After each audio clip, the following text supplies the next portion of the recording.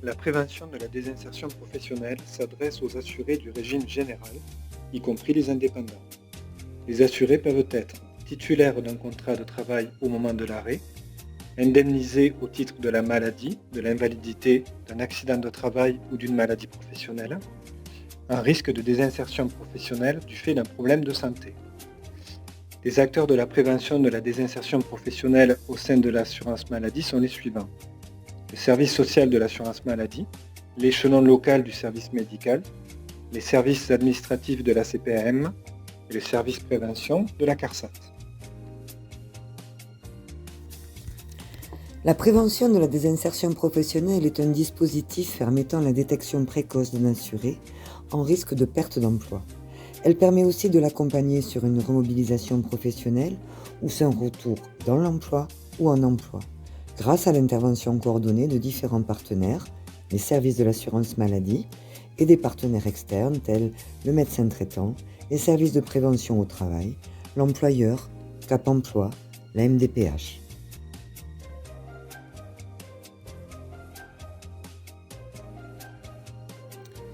Le service social apporte une aide de type psychosocial à l'assuré tout au long de son arrêt et sur son parcours de retour à l'emploi. Il mobilise différents outils tels que par exemple un bilan de compétences, une PSOP, prestation spécifique d'orientation professionnelle, un essai encadré, la sollicitation d'une reconnaissance qualité travailleur handicapé, un temps partiel thérapeutique et bien d'autres outils. La mobilisation de ces différents outils est soumise à la validation du service administratif de la CPAM, de l'échelon médical et du service social via l'instance de la cellule PDP. Le service social intervient sur orientation de différents partenaires, en particulier le médecin traitant qui prescrit l'arrêt de travail et le médecin conseil qui justifie l'arrêt et qui va donc vous expliquer son rôle.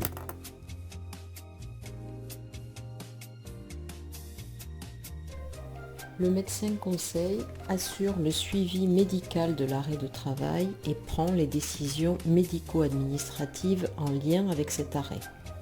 Il peut s'agir de la poursuite ou de la fin de l'arrêt de travail, d'un accord sur un temps partiel thérapeutique, d'une mise en invalidité et pour les risques professionnels, accidents de travail ou maladies professionnelles, d'une éventuelle consolidation avec évaluation des séquelles.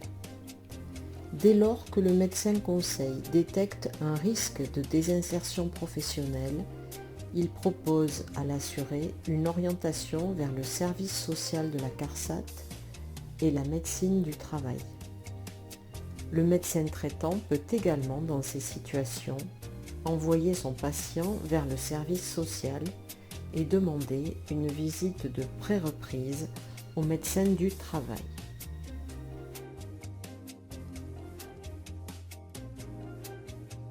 Lors de cette visite de pré-reprise, le médecin du travail fait le point sur la compatibilité entre l'état de santé du salarié et son poste de travail. Si le salarié donne son accord, le médecin du travail peut ensuite faire des recommandations à l'employeur concernant les aménagements de poste à prévoir pour préparer la reprise du travail, ou il peut aussi l'informer sur un éventuel risque d'inaptitude. La visite de pré-reprise permet donc de préparer plus sereinement les conditions de reprise du travail avant la fin de l'arrêt.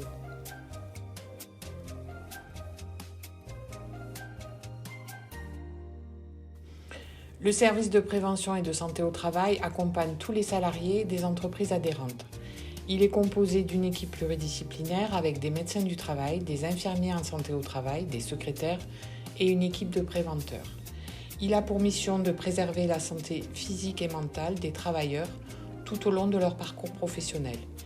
Il conseille les employeurs, les travailleurs et leurs représentants sur les dispositions et mesures nécessaires afin d'éviter ou de diminuer les risques professionnels, d'améliorer les conditions de travail, de prévenir la désinsertion professionnelle et de contribuer au maintien dans l'emploi des travailleurs.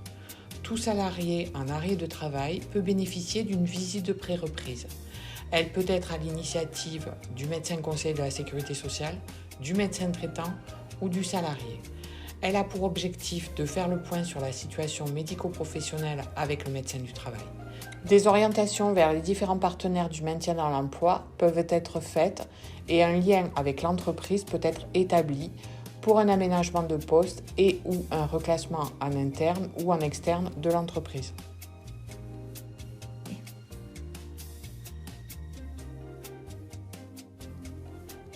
Le conseiller informatique service de la Caisse primaire d'assurance maladie accompagne les employeurs sur le versant administratif, TSN, téléservice, afin d'assurer un paiement rapide et fiable des indemnités journalières.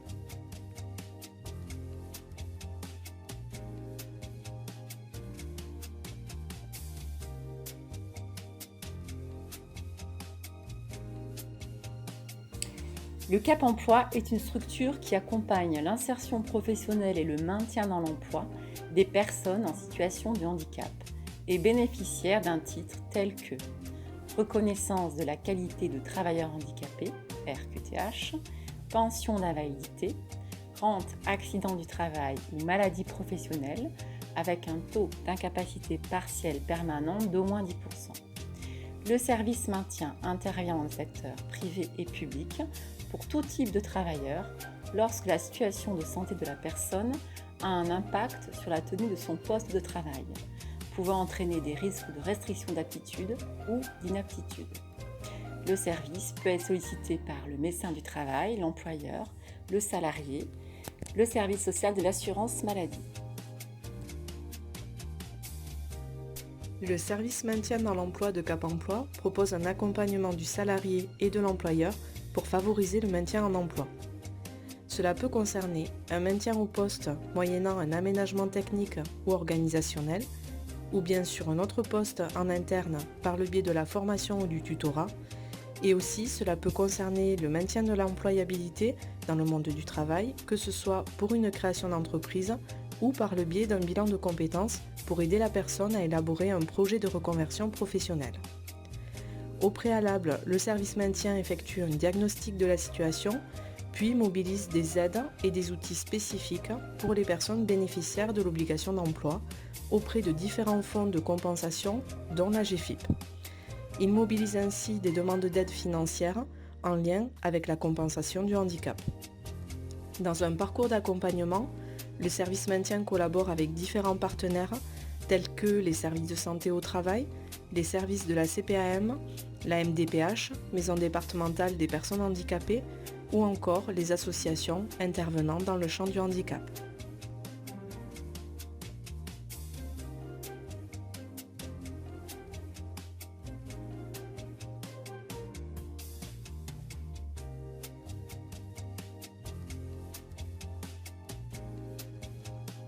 La dernière diapositive proposée consiste à vous présenter les différents canaux de contact vers l'ensemble des partenaires.